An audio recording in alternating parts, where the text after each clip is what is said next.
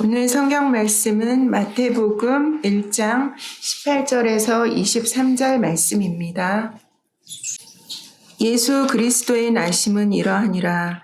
그의 어머니 마리아가 요셉과 약혼하고 동거하기 전에 성령으로 잉태된 것이 나타났더니 그의 남편 요셉은 의로운 사람이라 그를 드러내지 아니하고 가만히 끊고자 하여 이 일을 생각할 때 주의 사자가 현몽하여 이르되 다윗의 자손 요셉아 내 아내 마리아 데려오기를 무서워하지 말라. 그에게 잉태된 자는 성령으로 된 것이라. 아들을 낳으리니 이름을 예수라 하라. 이는 그가 자기 백성을 그들의 죄에서 구원할 자이심이라 하니라. 이 모든 일이 된 것은 주께서 선지자로 하신 말씀을 이루려 하심이니 이르시되 보라 처녀가 잉태하여 아들을 낳을 것이요 그의 이름은 임마누엘이라 하리라 하셨으니 이를 번역한즉 하나님이 우리와 함께 계시다 함이라. 아멘. 네, 감사합니다. 농촌 교회를 섬기고 있는 우리 큰형 장로님이 있습니다. 때로 안부 전화를 나누다 보면 이제 자연스럽게 시골 교회의 형편을 듣게 됩니다. 제일 심각한 것은 아이들은 고사하고 젊은이도 드문 현실이라고 합니다. 여기서 말하는 젊은이란 50대를 말합니다. 사정이 그렇다 보니 이제는 성탄절이 와도 이제 교회가 고요하다는 거죠. 그러니까 아이들이 없는 쓸쓸한 성탄이라고 합니다. 네, 현재 세계 인구는 80억이 좀 넘었습니다. 그리고 올 한 해 출생자가 1억 한 3천이라고 그러네요. 이 순간에도 신생아가 1초에 2-3명씩 태어난다 이렇게 보면 되겠습니다. 전쟁터에서도 생명은 태어납니다. 태어나는 한 생명은 우리 모두에게 너무나 신비롭고 또 소중합니다. 우리 교회는 아기들이 있는 교회죠. 네, 하준이, 의진이, 소율이, 네, 우리 모든 아기들을 축복합니다. 네. 오늘 본문은 한 아기의 탄생을 기록하고 있습니다. 아기 예수의 탄생이죠. 여러분 성경에서 생일이 언급된 적이 있을까요? 네, 있습니다. 무지 드뭅니다. 구약에 보니 욥의 자식들이 모여서 생일잔치를 했다는 기록이 있죠. 또 신약에 와보니까 헤로드 왕이 자기 잔칫날 그 생일날 잔치를 배설했다. 그런 내용이 있습니다. 근데 예수님의 생일은 사실 성경에는 없습니다. 그런데 후대의 사람들이 한 날을 정하여 그 날로 지키기 시작한 거라고 보시면 되겠습니다. 인류 역사상에 이 아기의 탄생만큼 온 인류의 관심과 축하를 받는 예는 없습니다. 지구촌이 된 나라는 이 예수 그리스도의 탄생을 날을 기념해서 크리스마스라고 이름을 짓고 공휴일로 지킵니다. 바로 이 순간도 세계의 도시들은 크리스마스 트리와 크리스마스 캐롤로 뒤덮여 있습니다. 자, 예수가 누구시기에 이렇게 그를 주목하는가? 그래요. 그런데 예수께서 태어날 그 당시 사람들은 사실 그에 대해서 무관심했습니다. 왜냐하면 그의 탄생이 너무나 초라했기 때문이죠. 불교의 석가와 같이 왕궁에서 태어난 것도 아니에요. 그의 모친 마리아가 그를 해산하려 했으나 머물 방이 없었습니다. 그러니까 산모가 아기를 낳기 위해 빈 방이 있습니까? 라고 문을 두드려도 베들레헴 주민들은 무관심했다고 되어 있습니다. 할 수 없이 외양간에서 아기를 해산해서 그 위에 누일 수밖에 없었지요. 당시 사람들의 이기주의와 심성의 악함을 알게 하는 대목입니다. 그들의 악함은 자기들도 모르는 사이에 하나님이 보내신 분을 외면한 결과를 낳게 된 것입니다. 자, 그럼에도 불구하고 성경은 그의 탄생의 특별함을 우리들에게 가르쳐주고 있습니다. 첫 번째 주목할 것은 그의 탄생은 예고된 것이었다는 것이에요. 예고된 탄생이라는 것. 모든 사람에게는 자신을 향한 하나님의 선하신 계획이 있습니다. 그러니까 우연히 이 세상에 던져진 존재는 아무도 없어요. 이것이 모든 사람이 존귀한 존엄한 그 이유가 되겠습니다. 다 소중해요. 그러나 이 세상 그 누구도 수천 년간 지속적으로 예고되어서 탄생된 사람은 없는 겁니다. 예수님의 탄생은 인류의 시조 아담과 하와가 타락한 직후부터 예고됩니다. 여인의 후손이 뱀의 머리를 상하게 될 거라는 예언, 그리고 가죽옷을 입히는 장면, 이런 것들은 오실 예수님에 대한 사실 상징적인 표징이다라고 우리는 알고 있습니다. 예수님이 오신다는 구체적 언급은 믿음의 조상 아브라함에게 주신 약속으로 시작이 됩니다.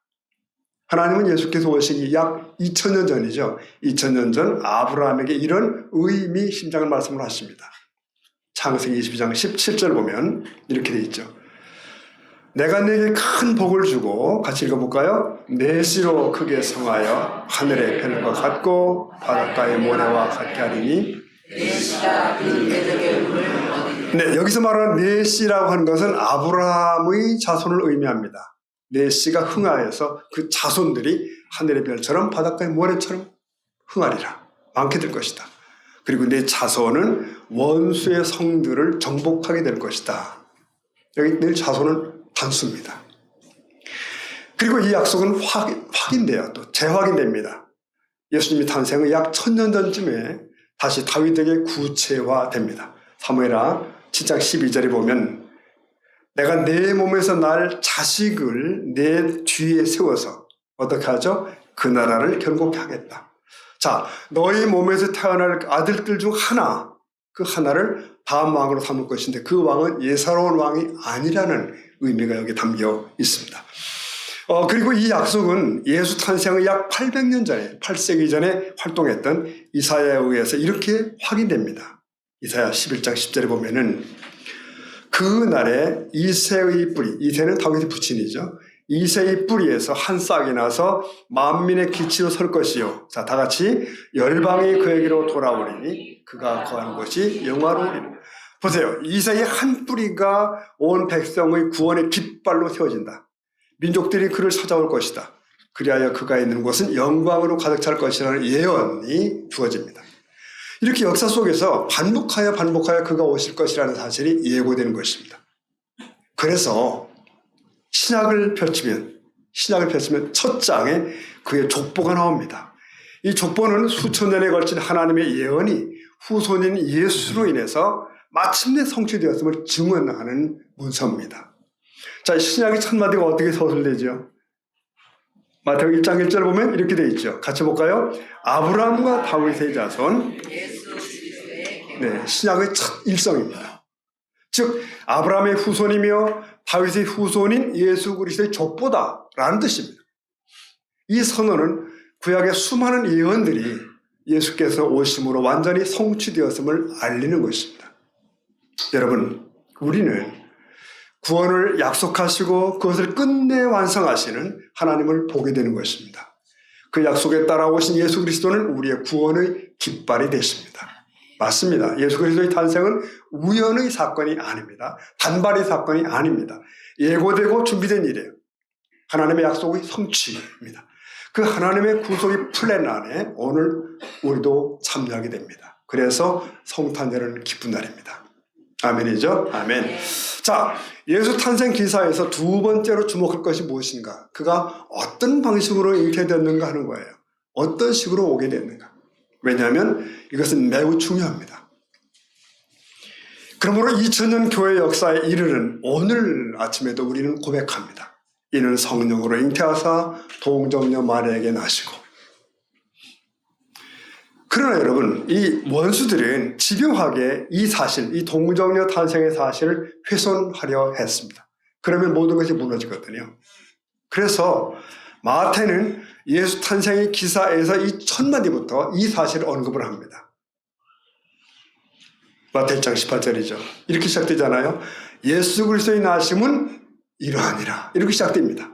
첫 마디가 뭘까요?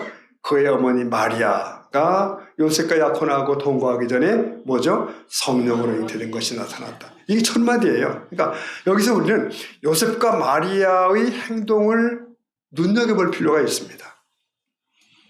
1세기 유대인들은 결혼 예식을 올리기 약 1년 전에 먼저 약혼을 했습니다. 이걸 정혼이라고 우리는 번역을 합니다. 왜요? 우리 약혼과는 다르거든요. 일단 정혼을 하면 법적으로는 부부가 됩니다. 그래서 19절에 보면 요셉을 뭐라고 불러요? 남편이라고 부르고요. 20절에 보면 마리아를 아내라고 부르는 거예요. 그러나 사실 풍습에 따르면, 이들 풍습에 따르면 이 신랑과 신부는 결혼 날까지 거의 접촉도 안 합니다. 요셉과 마리아도 서로를 기다리며 사랑을 키우며 대기하는 거죠. 그게 정원입니다. 그런데 마리아가 임신을 했다는 거예요. 저쪽 누가의 기록에 따르면 천사가 마리아를 방문한 사건이 있습니다. 네가 성령으로 잉태하게 되리라. 선포죠. 찾아가 보시면 누가복음 1장 보면 35절에서 천사가 대답하여 이르되 지금 마리아에게 하는 거예요. 성령이 내게 임하시고 지극히 높으신 이의 능력이 너를 덮으리니, 다 같이 이름으로 나실 바 거룩한 이는 하나님의, 네, 이른바 하나님의 아들에 대한 수태고지죠. 수태고지. 이런 일은 여러분 전에도 없었고 후에도 없습니다. 마리아는 성령으로 그 아들이 잉태됨을 믿고 순종하기를 합니다. 그래서 말씀대로 이루어지이다 이렇게 고백해요. 말씀대로 이루어지이다. 자, 그러나 여러분 현실은 복잡합니다. 이 사실은 그녀에게도 무지 위험한 일이죠. 부정한 여인으로 비난받게 되고 심지어는 돌에 맞아 죽을 수도 있게 되어 있었습니다. 그러나 마리아는 이런 모든 위험을 감수하면서 하나님의 그 말씀에 순종키로 결정을 합니다. 실로 아기는 창세기 3장 15절의 말씀대로 여인의 후손으로 이 땅에 오시게 되는 겁니다. 바로 나사렛 처녀 마리아입니다. 여러분 깊이 생각해 보셨나요? 하나님께서 사람의 몸을 입으시고 이 땅에 오신다? 참 상상하기 어려운 얘기입니다. 네. 창조의 사건 못지않는 인류 역사상 대단한 사건이 아닐 수가 없습니다. 마리아는 자기가 잉태하게 된 이유를 자초지종을 이미 이제 알게 되었습니다. 그러나 남편 요셉은 어때요? 모르는 거죠. 네. 요셉이 자기가 결혼할 마리아가 잉태했다는 걸 알았을 때 얼마나 충격을 받았을까요? 이해가 되지 않죠. 그리고 그 다음 요셉도 천사의 소식을 받게 되는데 그때 복잡해지기 시작합니다. 그럼 나는 이제 이 일을 어떻게 처리하지? 어떻게 할까? 오늘 본문의 19절 보면 그 얘기가 나오죠. 그의 남편 요셉은 의로운 사람이라, 다 같이 그를 드러내지 아니하고 가만히. 참 다행이죠. 성경은 요셉을 의로운 사람이라고 선언합니다. 여기서 의로움이란 고든, 공정한 그런 의미고요. 청렴 결백하여 불의에 불함이 없는 상태, 의로움입니다. 그러니까 요셉은 그 시대에 실로 공의롭고 율법에 따른 하나님의 명을 쫓아 살던 사람이에요. 하나님께서 아무나 택했겠어요. 네. 이제 요셉은 정원에 의한 남편으로서의 권리를 행사해야 됩니다. 어떻게 할 것인가? 어떤 식으로 할 것인가? 그는 여자가 부정했을 경우, 정원한 여자가 부정했을 경우 돌로 쳐 죽여야 된다는 모세의 율법을 알고 있어요.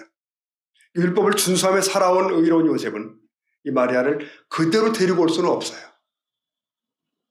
그래서 요셉은 마리아를 끊고자 했다 하는 기록이 있습니다. 여기서 끊는다는 말은 결혼을 파기하는 거예요. 즉 이혼입니다. 같이 산 적도 없지만 법적으로 이혼이 되는 거예요. 이제 요셉은 계명에 따라서 두 가지 방법 중에 하나를 선택을 해야 됩니다. 신명기 22장 23절에 의하면 공개적으로 끊어버리는 방법이 있어요. 공개적으로. 24장 1절에 의하면 가만히 끊어버리는 방법이 있습니다. 요셉은 마리아에게 수치를 안겨주는 일을 원치 않았습니다. 수치를 당해야만 할 마리아의 입장을 보호해 주길 원했어요. 그래서 요셉은 마리아에게 이혼 증서를 써주고 조용히 은밀하게 끊고자 했습니다. 자, 그러면 이 일을 어떤 식으로 진행할까 계속 고심이 되는데 그런 요셉에게 주의 천사가 나타났지 않습니까? 이 천사는 요셉을 다윗의 자손이라고 부릅니다. 다윗의 자손 요셉아.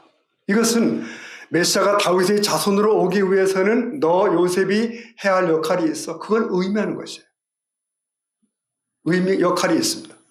요셉은 약혼자 마리아를 가만히 끊음으로써 파혼하려고 생각했어요. 그러나 천사는 이렇게 말합니다. 무서워하지 말고 아내 마리아를 데려오라. 즉 마리아는 부정하지 않으니 예식을 거행함으로써 결혼 전차를 완성하라는 말이에요. 네. 결과적으로 여러분 마리아는 순종함으로 하나님의 아들을 잉태하게 됩니다. 요셉은 마리아를 데려옴으로 하나님께 순종하게 됩니다. 그렇게 그들은 주의 나라를 위해 쓰임을 받습니다. 여러분, 우리는 다 모릅니다. 우리의 존재가, 저와 여러분의 존재가, 우리의 삶이 하나님 나라에 어떻게 쓰임 받을지, 어떻게 쓰임 받았는지, 어떻게 또 쓰임 받게 될지 다 모릅니다. 이제 매일을 우리는 깨어있는 심정으로 주의 뜻에 순종하는 자세로 오늘을, 내일을 가는 겁니다. 아멘. 자, 이제 주목할 것은 이 아기의 이름에 관한 것입니다. 이름. 동서고금을 막론하고 아이의 이름은 누가 짓죠? 그 부모가 짓습니다. 특히 부친의 권리라고 말할 수도 있어요. 그런데 이 아기의 이름은 누가 지었나요? 부친 요셉이 지었습니까? 아니죠. 모친 마리아가 지었나요? 아니죠. 천사가 지은 것도 아니에요. 천사는 이름을 그대로 전달했을 뿐이에요. 자, 본문 21절 보면 이렇게 되어 있습니다. 천사의 얘기죠. 아들을 낳으리니 이름을 예수라 하라. 왜요? 이는 그가 자기 백성을 그들의 죄에서 구원할 자임이라. 보세요. 그러면 누가 이 아기의 이름을 주셨나요? 네, 예수님의 진짜 아버지가 주신 겁니다. 즉 하늘아버지. 이름을 예수라 하라. 이것은 여호와가 구원하시다라는 뜻이거든요. 여러분, 유대인들은 특히 이름에 아주 굉장히 집착해요. 이름에 아주 큰 의미를 부여합니다. 그 사람의 정체성, 하나님께 받은 소명들이 다 녹아져 있어요. 그 이름이 바로 그 사람이다 라고 말해도 과언이 아닙니다. 이 땅에서 완전한 인간이자 유대인으로 사셨던 예수님의 이름에도 그런 의미가 있습니다. 자, 예수는 유대의 언어인 히브리어로 볼 때는 여호수아죠. 여호수아. 모세의 후계자가 누구? 여호수아잖아요. 그렇듯이 이 유대 사회에서는 아주 흔한 이름입니다. 여호수아는, 예수는. 그래서 훗날 사람들은 예수님을 구분하기 위해서 뭐라고 부르죠? 나사렛 예수. 그럼 그렇지 않으면 구분이 안 돼. 왜? 예수가 너무 많으니까. 나사렛 출신의 예수님. 이렇게 불렀던 것이죠. 자, 결국 아기 이름은 부모가 짓는데 부친 요셉은 아기 이름을 짓지 못했습니다. 예수라 하라는 말을 들었을 뿐이에요. 또 마리아에게도 천사가 찾아와서 예수라고 지목을 한 겁니다. 그러므로 요셉과 마리아는 이 아기와 특이한 관계예요.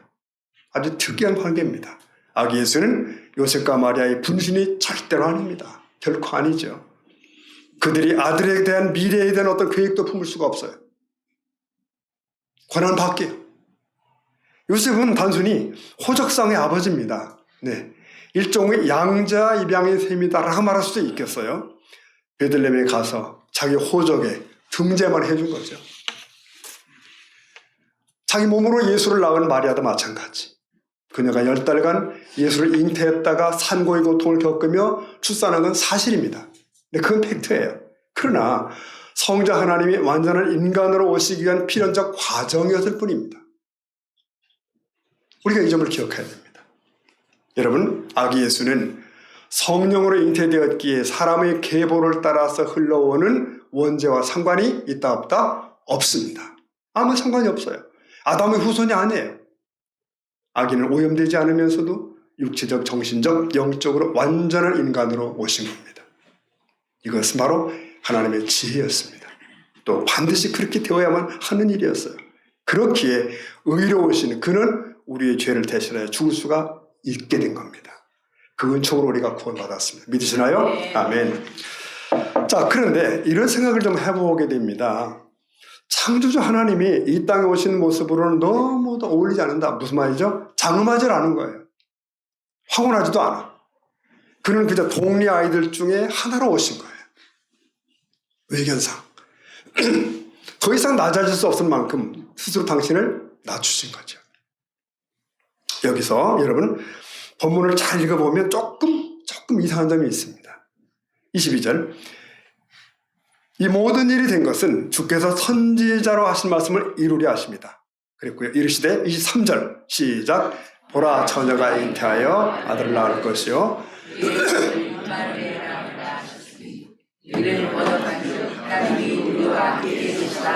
자, 보십시오. 이 아기의 탄생 과정은 오로리 하나님께서 선지자를 통해서 이미 하셨던 말씀이 성취되었다는 거예요. 여기 특별히 어떤 선지자일까요? 이사야입니다. 이사야. 그는 예수 탄생의 8세기 전에 살았던 선지자지 않습니까, 여러분? 주께서는 바로 그의 입을 통해서 이런 예언을 하신 거예요. 처녀가 잉태의 아들을 낳을 것이다. 이건 당시 사람들도 받아들이기 어려운 얘기입니다. 안 믿어지죠. 그러나 나 하나님이 그렇게 하리라 라고 선언을 하신 것을 들려준 겁니다. 이건 그 당시 절망에 빠져있던 망한 나라의 백성들, 유다 백성들에 대한 기적 같은 회복의 메시지입니다. 그런데 이것은 사실 죄의 어둠 속에 빠져있는 온 인류를 향한 메시지였어요. 그 이사야서로 가보겠습니다. 이사야서 7장 14절 가보면 그러므로 주께서 친히 징조를 너희에게 주실 것이다. 어떤 징조인지 볼까요? 다 같이 시작. 보라, 처녀가 그 이름을 보십시오. 우리가 본문이 마태복음이잖아요. 마태는 바로 이 이사야의 이 예언을 본문으로 끄집어 온 것입니다. 예언이 드디어 성취되었다. 동정녀가 아기를 낳는다. 여러분, 우리는 그것을 이제 이해하게 됐습니다. 무슨 얘기인지. 그런데 한 가지 의문이 남는 거예요. 뭐냐면 이사야는 분명히 그 이름을 뭐라고 불렀어요? 임마누엘이라고 했잖아요. 임마누엘이라 하리라.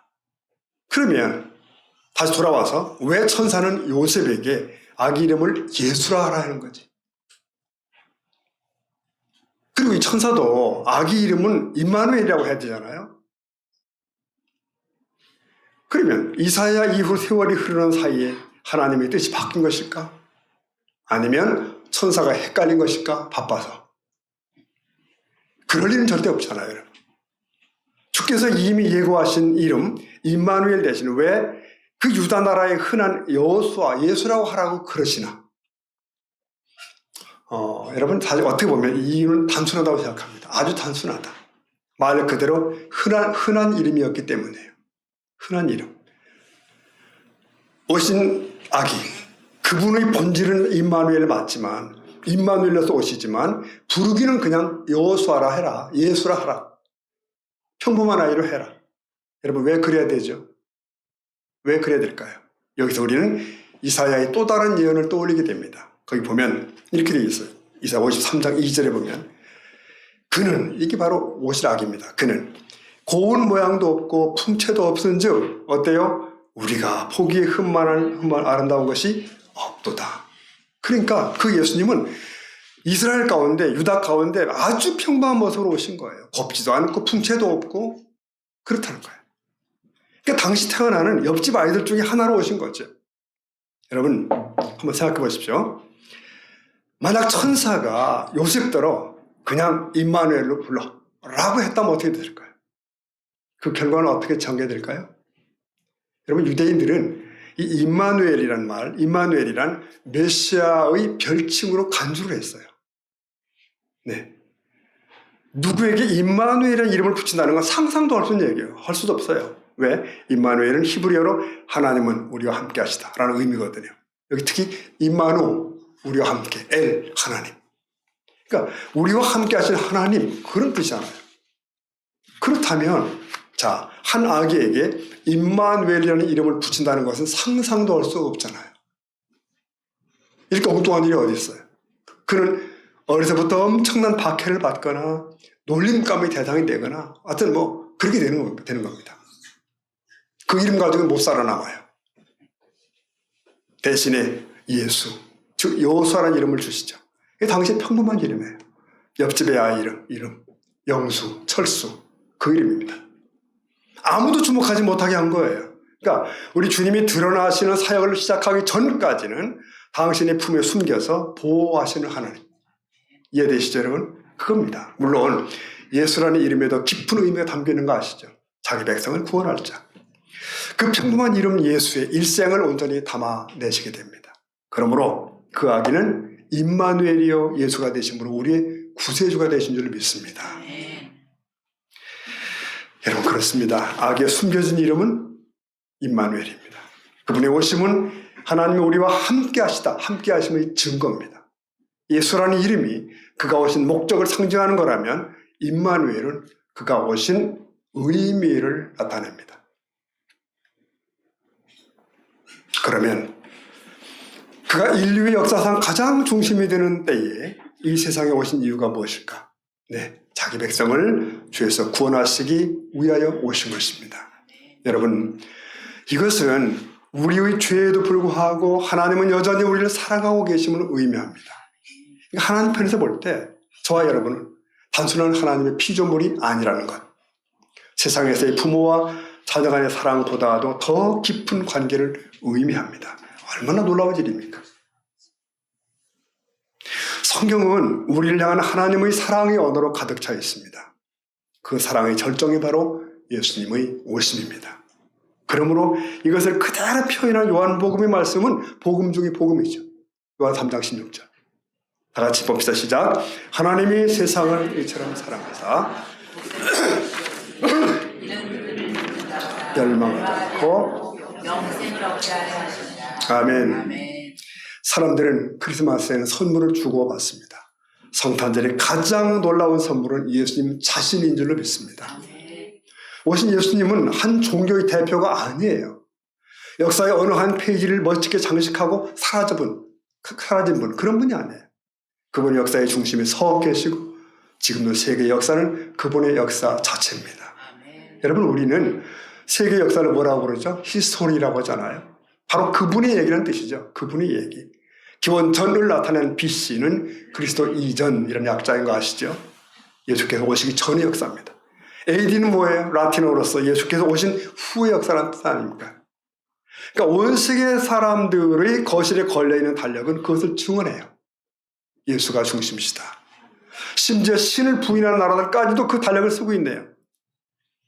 종교는 아펜이라고 외치는 북한, 공산주의. 북한 동포들이 방에도 아마도 그 달력은 걸려 있을 겁니다. 이것은 예수께서 이 세상의 중심이 되심을 증거하는 거예요. 이걸 우연이라고 생각할 수 있을까요? 결코 그렇지 않습니다. 예수께서 나셨을 때 특히 동방 박사들이 멀리 동방에서 찾아옵니다. 그들은 와서 꿇어 경배하죠. 이 얘기 내일 또 할 건데 이 부분은. 어떻게 외진 동리에 말구유에 누인 아기한테 와서, 이 평범한 아기한테 와서 어떻게 경배할 수 있어요? 그들은 열방과 민족들이 대표라는 상징적 의미를 갖습니다. 그 왕이 탄생하셨을 때 무지한 베들레헴 주민들은 다 잠이 들죠. 그러나 천상의 찬양대인 천사들이 동원됩니다. 호련히 수많은 천군이 천사들과 함께 하나님을 찬송하죠. 그들의 찬양, 가사를 우리가 알아요. 뭐죠? 누가복음 2장 14절입니다. 읽어봅니다. 시작. 지극히 높은 곳에서는 땅에서는 하나님을 기뻐하신 아멘. 그래요. 경배와 찬양은 구원자 아기 예수를 향한 당연한 표현입니다. 사랑하는 성도 여러분, 이제 성탄절에 주님을 어떻게 기념해야 할지 분명해졌습니다. 성탄절을 정확히 따지면 예수님의 생일이 아니죠. 예수님의 탄생을 기념하는 날입니다. 우리는 어떤 우인이나 존경하는 사람의 생일을 축하하듯 그렇게 보내서는 안 됩니다. 산타크로스, 크리스마스 트리, 주고받는 선물, 이것들이 중심일 수는 없죠. 성탄절은 예수님을 축하하기 위해 있는 것은 아닙니다. 성탄절의 복을 누리는 너와 나를 축하하는 것입니다. 여러분 축하합니다. 메리 크리스마스. 배듭하겠습니다. 하나님의 구원의 약속은 오신 메시아 예수님을 통해서 완성이 된 겁니다. 그 일은 에덴 동산에서 시작되었고요. 아브라함을 거쳐서 수많은 믿음의 선조들, 심지어 200여 예언을 거쳐서 고백되어져 온 것입니다. 하나님의 열심히 그 일을 완성하셨습니다. 동정녀 탄생은 상식을 뛰어넘고 말도 되지 않은 일이에요. 그러나 신실하신 하나님의 열심히 이루어내셨습니다. 우리를 향한 그 사랑의 그 일을 만드신 거예요. 성도 여러분, 세상 앞에 초라한 마음을 갖고 계시나요? 자신의 모습 실망한 분 계십니까? 네, 걱정하실 거 없습니다. 처녀가 잉태의 아들을 낳을 것이요 그 이름은 임마누엘이라. 이게 기독교가 자랑하는 하나님의 은혜요, 우리를 사랑하시는 하나님의 약속입니다. 불가능한 그 일을 하나님이 이루신 것입니다. 그분의 그 열심이 우리를 붙들고 계신 줄을 믿습니다. 오늘 우리가 믿는 예수님은 임마누엘이 하나님이요 함께 하시는 하나님이십니다. 주님 약속하십니다. 내가 세상 끝날까지, 내가 세상 땅 끝까지 함께 하리라. 그래요. 지난날 함께 하신 하나님, 새날에도 함께 할 줄 믿습니다. 아멘. 2023년도 함께 하신 하나님, 새해에도 그렇게 하실 겁니다. 아멘. 그 은혜 안에 견고히 선 저와 여러분 될 수 있기를 축복합니다. 아멘. 아멘. 기도하시겠습니다.